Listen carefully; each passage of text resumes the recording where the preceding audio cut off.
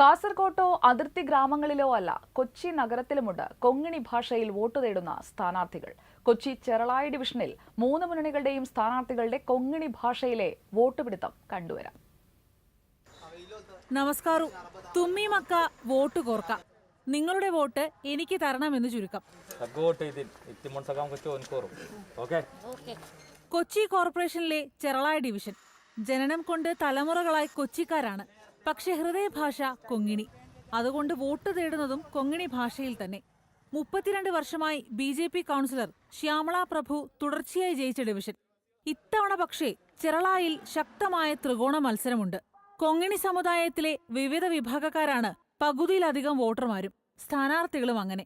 Sitting seat നിലനിർത്താൻ BJP Raghuram G പയ്യാണ് രംഗത്തിറക്കിയിരിക്കുന്നത്.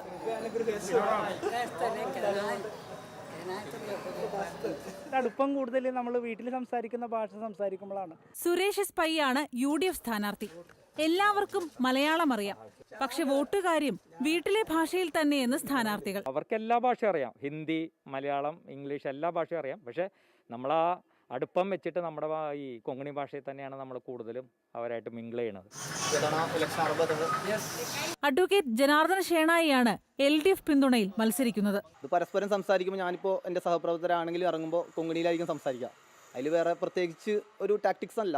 അത് ഞങ്ങളുടെ ജീവിതത്തിന്റെ ഭാഗമാണ്. ഈ ലാംഗ്വേജ് ഞങ്ങളുടെ ജീവിതത്തിന്റെ ഭാഗമാണ്. വിസർസി വോട്ട് വിസർസി. എല്ലാവരും പറഞ്ഞിറങ്ങുന്നതും ഒറ്റ കാര്യം, വോട്ട് മറക്കല്ലേ എന്ന്. ഭാഷ ആ കൂട്ട് വോട്ടർമാരാലേ മന്ന ജാണ ചൗച്ചയാള് ചെറള ഇന്ദു ജയ് ജത്തോലോ. അതായത് ഭാഷയ്ക്കൊപ്പം വോട്ടർമാരുടെ മനസ്സറിയുന്നവൻ ചെറളായി ഡിവിഷനിൽ ജയിച്ചു കയറും. കൊച്ചിയിൽ നിന്നും റജി കൈപ്പുഴയ്ക്കൊപ്പം അഖില നന്ദകുമാർ, ഏഷ്യാനെറ്റ് ന്യൂസ്.